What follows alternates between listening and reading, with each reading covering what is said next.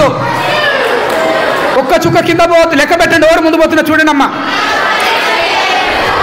Silence, only observation చేయమన్నా.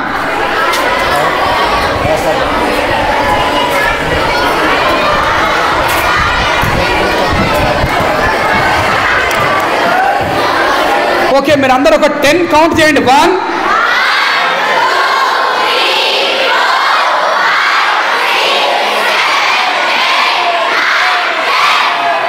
ఎంతమంది చేతుల నుంచి నీళ్ళు కింద పడుతుంది లెక్క పెట్టండి, పేరు చెప్పండి. అందరంతేనా? మళ్ళీ ఒకసారి పోయండి. సైలెన్స్, మళ్ళీ సైలెన్స్. బాగా అబ్జర్వేషన్ చేయాలి, మనం ఏం జరుగుతుంది చూడాలి కదా.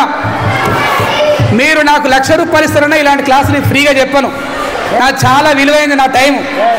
నేను రేపు లక్షలాది మంది ప్రజలు చైతన్యం చేయాల్సి, నేను మీ దగ్గరకు టైం వేస్ట్ చేసుకొని రాలేదు. మీరు శ్రద్ధగా వింటే మీకోసం నేను మళ్ళీ వస్తాను. ఈయన ఎందుకు పడబోస్తుంది? నేను మళ్ళీ వస్తాను. ఎవరు పడబోయద్దు, మళ్ళీ అంతా ఉంచుకోండి, నింపండి.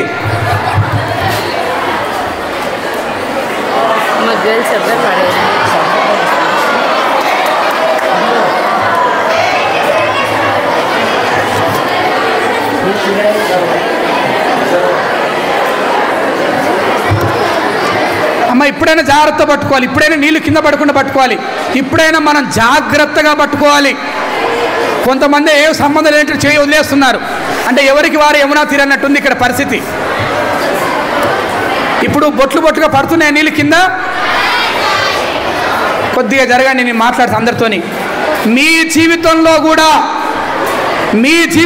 కూడా మీరు ఎదగాలనుకుంటే ఇప్పుడు ఎలాగైతే చేతిలో నీళ్లు తీసుకొని బొట్లు బొట్లు పోతున్నా జాగ్రత్తగా కాపాడుకుంటున్నామో, మనలో ఉన్నటువంటి దుష్ట ఆలోచనలు, నీచమైన ఆలోచనలు, నికృష్టమైన ఆలోచనలు, చెడు బుద్ధుల్ని కూడా ఆ విధంగా పారదోలుతూ ఎప్పటికప్పుడు కూడా వీళ్ళు ఎట్లయితే పిడికిళ్ళలో నీళ్లు జాగ్రత్త పట్టుకుంటున్నారో, మీలో మంచి మీ జీవిత లక్ష్యం కూడా అదే విధంగా పిడికిళ్ళలో దాచిపెట్టుకొని మీ లక్ష్యాన్ని మీరు చేరాలి.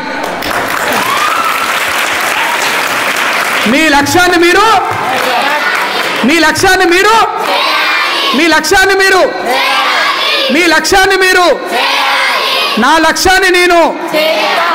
లక్ష్యాన్ని నేను చూశారు కదా. వీళ్ళు మీ ఫ్రెండ్స్ ఇప్పుడు ఎలాగైతే నీళ్ళు పోతా ఉంటే కొద్దిగా జరగండి. ఇప్పటిదాకా కొంచెం నన్ను చూడండి, వాళ్ళు మళ్ళీ మీ వాటర్ పడబోయండి అక్కడనే. అంటే ఎట్లా తాగుబోతుంది చూస్తే, అబ్బా వీళ్ళు ఎంత బాగా తాగుతున్నారు చూడండి.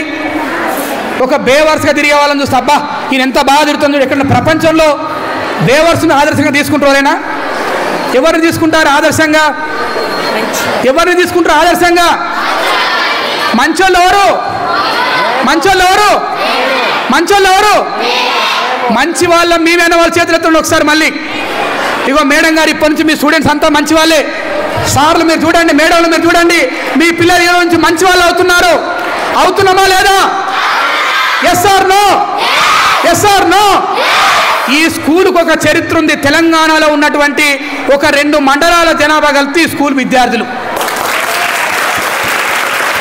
ఇక్కడ ఉద్యోగం చేస్తున్నటువంటి ఉపాధ్యాయులందరికీ కూడా నేను కూడా మీ సహచరుడిగా అప్పీల్ చేస్తా ఉన్నాను. మీ పిల్లల కంటే ఎక్కువగా ఈ పిల్లల కోసం మీరు టైం ఇస్తున్నారు. Yes or no? ఇంతకుముందే మేడం గారు చెప్పారు, రాగానే ఐఐటీలు ఎన్ఐటీలో మా విద్యార్థులు ఉన్నారు, నేను వచ్చి 1 year అయినా కూడా ఇంకొక 100 years కావాల్సినటువంటి ఆలోచనతో ఉన్నామని చెప్పారు మేడం గారు. మీరు పిల్లలు కాదు, మిమ్మల్ని అందరినీ కూడా వాళ్ళ కంటి పాపలాగా కను పాపలాగా చూస్తా ఉన్నా ఈ టీచర్స్ అందరికి కూడా గట్టిగా చప్పట్లు కొట్టి మనం చెడ్డ ఆలోచనలు వదిలేద్దామా? ఏందమ్మా ఈ నలుగురు అంటారు, వాళ్ళకి ఏమైంది? వాళ్ళందరికీ మనం చెడ్డ ఆలోచనలు వదిలేద్దామా?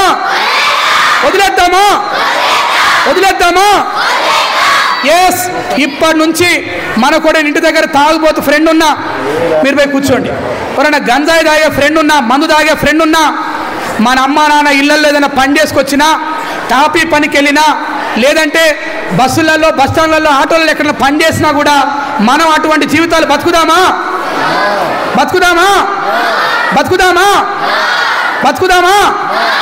మన చరిత్రను మనమే